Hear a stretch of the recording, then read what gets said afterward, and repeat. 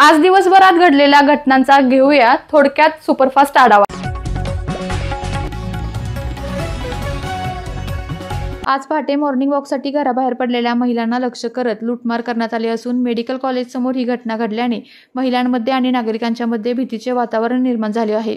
जीवाच्या भीतीने महिलांनी पळ काढण्याचा प्रयत्न केला, मात्र एक महिला पळताना खाली पडली आणि लुटारूंनी महिलेच्या गळ्यातील मंगळसूत्र हिसकावून पळ काढला। तर दुसऱ्या व्हिडिओमध्ये महिलांनी जीवाच्या भीतीने आरडाओरडा करत गेटवरून उडी मारली। ही संपूर्ण घटना सीसीटीव्ही कॅमेऱ्यामध्ये कैद झाली असून महिला वर्गात प्रचंड घबराटीचे वातावरण निर्माण झाले आहे। प्रत्येकजण आपला पक्ष वाढवण्यासाठी काम करत असतो। मी माझा पक्ष वाढवण्यासाठी प्रयत्न करतोय, तसेच ते देखील करत आहेत। मात्र कोणी असुरक्षित वाटून घेण्याचे कारण नाही। कोण किती मतांनी निवडून आलेले आहे ते निवडणूक आयोग व तुम्हाला माहीतच आहे।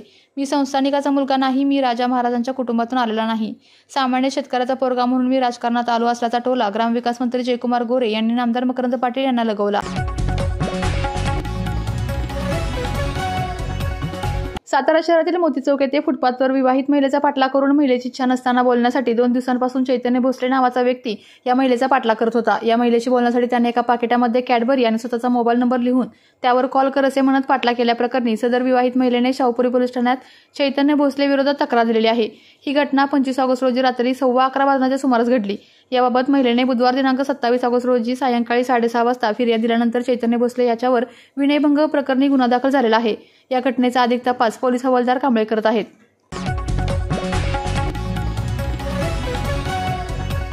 मराठा समाजाला आरक्षण मिळाल्याशिवाय माघार नाही अशी ठाम भूमिका घेत साताऱ्यातील तात्या सावंत आता मुंबई गाठणार आहेत। मनोज जरांगे पाटील यांच्या नेतृत्वाखाली आंदोलनात सामील होण्यासाठी साताऱ्यातून मराठा बांधवांची मोठी फौज आज मुंबईच्या दिशेने रवाना झाली आहे। आज साताऱ्यातील पोवई नाका शिवतीर्थावरून मराठा बांधवांनी छत्रपती शिवाजी महाराजांना अभिवादन केले आणि त्यानंतर मुंबईकडे प्रस्थान केले।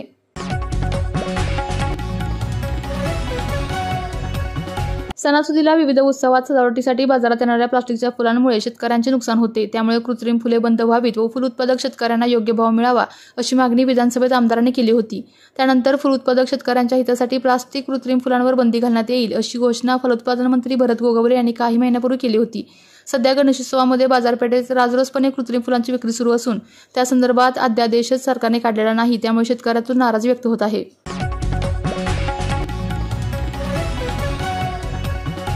ढोल ताशा, महिलांचे लेझिम पथक आणि गणपती बाप्पा मोरयाच्या घोषणांनी पाचगणी शहरासह परिसरातील गावागावात गणरायाचे उत्साहात स्वागत करण्यात आले। घरगुती गणरायाची दुपारी 3 पर्यंत प्राणप्रतिष्ठा करण्यात आली। त्यानंतर सार्वजनिक गणेशोत्सव मंडळाच्या गणपतीचे भव्य मिरवणुकीने गावागावात अभूतपूर्व उत्साहात स्वागत करण्यात आले। पाचगणी शहरातील विविध मंडळाच्या भव्य मूर्तींचे वाजत गाजत गणपती विराजमान होण्याच्या ठिकाणापर्यंत भव्य स्वागत मिरवणूक काढण्यात आली। मलकापूर कराड शहरातील वाढत्या घनकचऱ्याच्या समस्येवर तोडगा काढण्यासाठी शासनाने 41 लाख रुपयांचा निधी मंजूर केलेला असून नगर विकास विभागाच्या स्वच्छ महाराष्ट्र अभियान 2.0 अंतर्गत बायोमायनिंग प्रकल्पासाठी ही मंजुरी मिळालेली असून या निधीसाठी भाजपचे जिल्हाध्यक्ष आमदार डॉ. अतुल भोसले यांनी राज्य शासनाकडे पाठपुरावा केलेला होता। या प्रकल्पामुळे मलकापुरांच्या दीर्घकाळाच्या कचऱ्याचा प्रश्न देखील सुटण्यास मदत होणार आहे।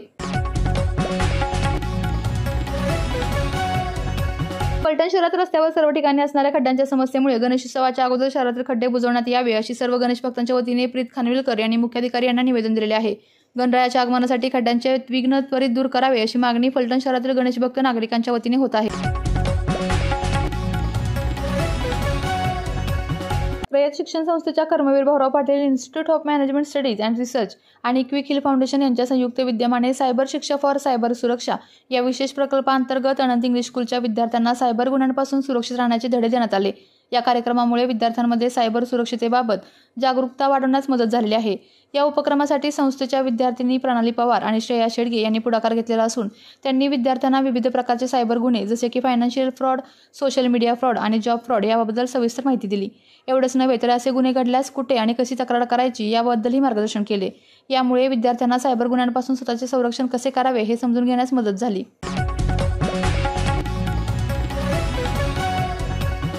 फलटण येथील शुक्रवार पेठ तालीम गणेशोत्सव मंडळाचा श्रीमंत रामेश्वर महागणपती बाप्पाच्या मंडळाचे अध्यक्ष प्रीतम आबा बेंद्रे यांच्या शुभ हस्ते विधिवत पूजा करून स्थापना करण्यात आली। यावेळी फलटणमधील या नवसाला पावणाऱ्या श्रीमंत रामेश्वर महागणपतीचे गणेश भक्त आणि मंडळाचे कार्यकर्ते हजारोंच्या संख्येने उपस्थित होते। श्रीमंत रामेश्वर महागणपती हे फलटणकर यांचे श्रद्धास्थान असून पूर्व परंपरेनुसार नवसाला पावणारा गणपती म्हणून त्याची ख्याती आहे। जलमंदिर पॅलेस येथे उत्साह, श्रद्धा आणि भक्तिभावाने गणरायाचे आगमन झाले. परंपरेप्रमाणे घरातील मंदिराच्या गाभाऱ्यात मंगलमय वातावरणात युवराज श्रीमंत छत्रपती वीर प्रतापसिंहराजे भोसले यांच्या हस्ते वेदमंत्राच्या गजरात गणरायाची प्राणप्रतिष्ठा करून विधिवत पूजन करण्यात आले. श्रीमंत छत्रपती कल्पनाराजे भोसले व श्रीमंत छत्रपती दमयंतीराजे भोसले यांच्या उपस्थितीने या सोहळ्याला अधिकच पावित्र्य लाभले.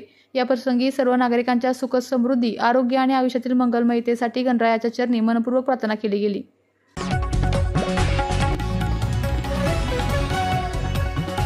कोयना धरणाचे 6 वक्र दरवाजे 3 फुटांवरून 2 फुटांपर्यंत खाली आणून 16,600 क्युसेक विसर्ग कोयना नदीपात्रात सोडण्यात आलेला आहे. कोयना धरण पायथा विद्युतगृहाचे 2 युनिट सुरू असून त्याद्वारे 2100 क्युसेक विसर्ग सुरू असून कोयना नदीमध्ये एकूण 18,700 क्युसेक विसर्ग सोडण्यात आलेला आहे. महाराष्ट्रात एक गाव आहे जिथे गणेशोत्सव साजरा होतो, पण घराघरात किंवा सार्वजनिक मंडळात गणेश मूर्ती बसवली जात नाही. असा वैशिष्ट्यपूर्ण उत्सव सातारा जिल्ह्यातील अंगापूर तर्फे आणि अंगापूर वंदन या शेजारील जुळ्या गावात साजरा होतो. दोन्ही गावांच्या मधोमध एक ओढा असून दोन्ही ठिकाणी प्राचीन गणपतीची मंदिरे आहेत. 8 सहस्र लोकसंख्या असलेल्या या गावात भाद्रपद महिन्यात मंदिरातच गणेश भद्रोत्सव साजरा करण्याची परंपरा आहे. शेकडो वर्षाची परंपरा असून या गणेशोत्सवाला शेकडो वर्षाचा वारसा देखील लाभलेला आहे. आजही महाराष्ट्रातून विशेषतः सातारा जिल्ह्यातील कानाकोपऱ्यातून भाविक मोठ्या संख्येने ते दर्शनासाठी येतात. अंगापूरचा हा भद्रोत्सव परंपरा, भक्ती आणि विविध वैशिष्ट्ये यांचा अनोखा सोहळा मानला जातो. गणेशोत्सवाच्या पार्श्वभूमीवर कराड नगरपालिकेने वाहतुकीस अडथळा करणाऱ्या अतिक्रमणांविरोधात धडक कारवाईची मोहीम राबवलेली असून आज विजय दिवस चौकातील राजकीय नेत्यांचे फ्लेक्स अतिक्रमण हटाव मोहिमेतील कर्मचाऱ्यांनी जप्त केले. त्यात पालिकेने शहरातील पदपथ व रस्त्यांकडील अतिक्रमण काढल्याने या ठिकाणांनी मोकळा श्वास घेतलेला आहे. कराडकरांकडून या कारवाईचे स्वागत होत असून पोलिसांच्या सहकार्याने ही मोहीम राबवण्यात येत आहे. कृष्णा हॉस्पिटल येथे कृष्णा विश्वविद्यापीठाचे कुलपती डॉक्टर सुरेश भोसले यांच्या हस्ते आणि भाजपचे जिल्हाध्यक्ष आमदार डॉक्टर अतुलबाबा भोसले तसेच विनायक भोसले यांच्या प्रमुख उपस्थितीत श्री गणेशाची उत्साहात प्राणप्रतिष्ठापना करण्यात आली. पुणे-बेंगलोर आशियाई महामार्गावर शिवरे कराडगावच्या हद्दीत गणेश ढाब्यासमोर रिवर्स घेत असताना ट्रकच्या मागील चाकाखाली येऊन दुचाकीस्वार जागीच ठार झाल्याची दुर्दैवी घटना घडलेली आहे. गणेशोत्सवासाठी अनिल हे दुचाकीवरून गावी निघालेले असताना काळाने घाला घातला. डोक्यात हेल्मेट असतानाही ट्रकचे चाक डोक्यावरून गेल्याने दुर्दैवी मृत्यू झाला. अनिल राजाराम मेत्री वय 58 राहणार कोथरूड पुणे असे अपघातात मरण झालेल्या व्यक्तीचे नाव आहे. राज्याचे पर्यटन मंत्री तथा पालकमंत्री शंभूराज देसाई यांच्या घरातील बाप्पाचं भव्य मिरवणूक काढून पारंपरिक वाद्याच्या गजरात मोठ्या उत्साहात वाजत गाजत आगमन झालं. शंभूराज देसाई यांनी गणपती बाप्पा मोरयाचा जयघोष करत पालखीतून गणरायाची मिरवणूक काढली. यावेळी एकच उत्साहाचं वातावरण पाहायला मिळालं. यावेळी राज्यात झालेल्या ओला दुष्काळाबाबत सर्व ठिकाणाहून आढावा घेण्याचे काम सुरू असून पुढील परिस्थितीनुसार राज्य सरकार याबाबत योग्य तो निर्णय घेईल असे सांगण्यात आले. तसेच मंत्री शंभूराज देसाई यांनी जरांगे पाटील यांच्यासोबत सरकार कायम चर्चेत भूमिकेत असून या निर्णयाबाबत मनोज जरांगे पाटील यांनी विचार करावा अशी प्रतिक्रिया शंभूराज देसाई यांनी दिलेली आहे. सातारा जिल्ह्यातील दुर्गम डोंगराळ भागात गणेशोत्सवाचा जल्लोष अवघ्या पाण्यावरून तरंगत पोहोचलेला असून कोयना, कांदाटी, सोळशी या विभागातील तापळा जलाशयातून अनेक कोयना बॅकवॉटर जलाशयातून गणेशाचे आगमन तब्बल 105 गावांमध्ये मोठ्या उत्साहात झाले. शिवसागर जलाशयाच्या दोन्ही दिशेला वसलेली ही गावे नागरिकांनी बोटीतून गणेश मूर्ती आणल्या. तसेच पारंपरिक वादन, ढोल ताशांचा गजर आणि गणपती बाप्पा मोरयाच्या घोषणांनी संपूर्ण कोयना खोरं दुमदुमून गेलं.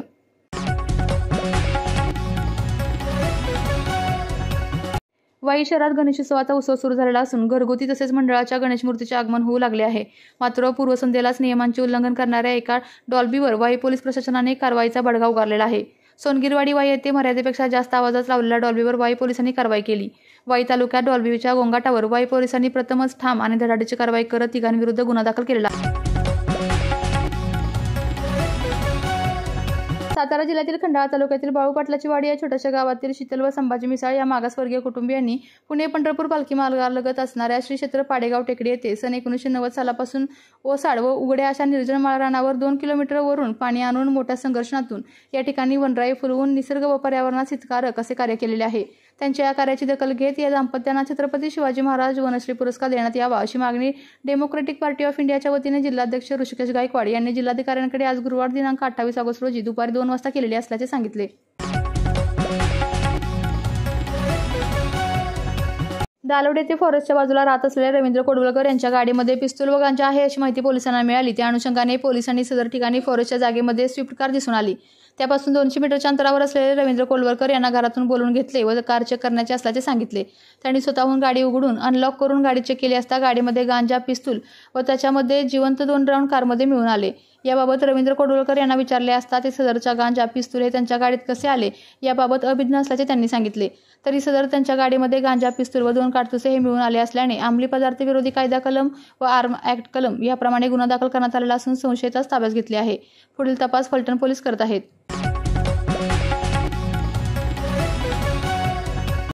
मराठा समाजाला आरक्षण मिळाले पाहिजे ही आमची पहिल्यापासून भूमिका असून मात्र मनोज जरांगे पाटील यांची मागणी आहे की सर्व मराठा समाजाला ओबीसीतून आरक्षण द्या. सर्व मराठा समाजाला ओबीसीतून आरक्षण देणे शक्य नाही. मराठा समाजाला आरक्षण देताना ओबीसी समाजावर अन्याय नको अशी आमची भूमिका आहे. एखादी बैठक मुख्यमंत्री देवेंद्र फडणवीस यांच्यासोबत मनोज जरांगे यांनी घ्यावी आणि देवेंद्र फडणवीस यांच्यावरील टीका टाळावी असा सल्ला मनोज जरांगे पाटील यांना केंद्रीय मंत्री रामदास आठवले यांनी दिलेला आहे. उद्धव आणि राज ठाकरे यांच्या युतीचा आमच्यावर कोणताही परिणाम होणार नाही. उलट त्यांच्या एकत्र येण्याने आम्हाला फायदा होणार आहे. मराठीच्या मुद्द्यावर हे दोघे एकत्र आले आहेत. या मराठी मतांच्या सुद्धा 20 ते 22% मतं आमच्या बाजूने आहेत. हे दोघे एकत्र येणे म्हणजे दोघांचा फुसकाबार आहे. यापुढील निवडणुकीत हे दोघे हारणार आहेत. येणाऱ्या महानगरपालिकेच्या निवडणुकीत महायुतीचा झेंडा फडकेल असा विश्वास यावेळी केंद्रीय मंत्री रामदास आठवले यांनी व्यक्त केला आहे. नमस्कार मंडळी, सातारा न्यूज परिवाराकडून तुम्हा सर्वांना गणेशोत्सवाच्या खूप खूप शुभेच्छा. सातारा न्यूज खास महिलांसाठी गौरी गणपती सजावट स्पर्धा आयोजित करत आहे.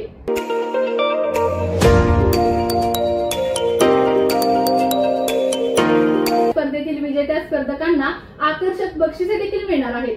यासाठी काय करायचे तुम्हाला तर आम्हाला तुमच्या घरातील गौरी गणपतीच्या सजावटीचा फक्त 2 ते 2.5 मिनिटांचा व्हिडिओ खाली दिलेल्या नंबरवर पाठवायचा आहे. या स्पर्धेमध्ये सहभागी होण्यासाठी फक्त 251 रुपये प्रवेश शुल्क आकारण्यात येणार आहे. आता या स्पर्धेचे स्वरूप नक्की कसं आहे ते जाणून घेऊया. तुम्ही पाठवलेले व्हिडिओज हे आम्ही आमच्या युट्यूब चॅनलवर अपलोड करून ज्या स्पर्धकांच्या व्हिडिओला जास्त व्ह्यूज मिळतील तो स्पर्धक या स्पर्धेचा विजेता ठरेल. स्पर्धकाच्या व्हिडिओजला मिळणाऱ्या व्ह्यूजनुसार अनुक्रमे प्रथम, द्वितीय आणि तृतीय क्रमांक ठरवले जातील. विजेत्या स्पर्धकाला मिळणार आहे सातारा न्यूज परिवाराकडून आकर्षक बक्षिसे. आता व्हिडिओ पाठवण्यासाठी काय करायचं ते सांगते.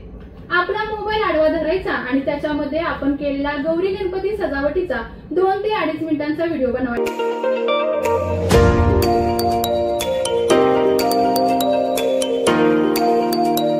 तो व्हिडिओ आमच्या खाली दिलेल्या नंबरवर व्हॉट्सअप करायचा. व्हिडिओ पाठवताना तुम्ही गाणी टाकाल ती गृहीत धरली जाणार नाही. तर सातारा न्यूज कडून सर्व स्पर्धकांच्या व्हिडिओंचा एकच फॉर्मॅटमध्ये बॅकग्राऊंड म्युझिक दिले जाईल. स्पर्धेसाठी व्हिडिओ पाठवण्याची अंतिम तारीख ही 3 सप्टेंबर असेल तर 10 सप्टेंबर पर्यंत मिळालेले व्ह्यूज हे ग्राह्य धरले जातील आणि त्या आधारे विजेत्या स्पर्धकांची नावे जाहीर केली जातील. आमचा संपर्क क्रमांक आहे 8007 15 54 55 95 45 52 70 07. तर मग वाट कसली बघताय, आतापासूनच तयारीला लागा आणि आमच्या स्पर्धेमध्ये नक्की सहभागी व्हा. नियम व अटी लागू.